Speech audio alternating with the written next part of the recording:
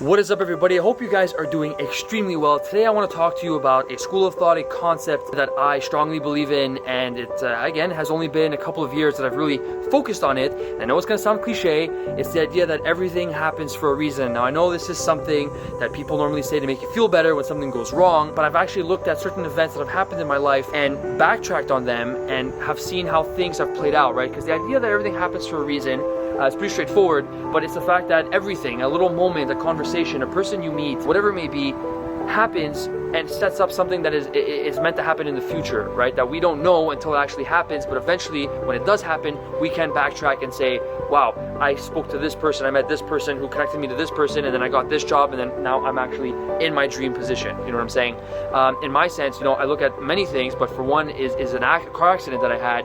In the last half an hour before I got into that car, I made like 6 or 7 decisions that changed my course that I was supposed to take and actually led me on the road where I initially had the accident. And I look at, if I would have changed my idea, if I would have changed my mind on any one of those decisions, I would have not had that accident, which essentially forces me to believe that I was supposed to have that accident. There was no way out of it, right? And that everything happens for a reason. Now, the bigger idea that I want to relate to this is that once I started realizing that everything does happen for a reason, the way I reacted to things changed, because all of a sudden I said, well, you know what? This is supposed to happen. There's no way that I would have changed this, because it is meant to be, it is supposed to happen, right?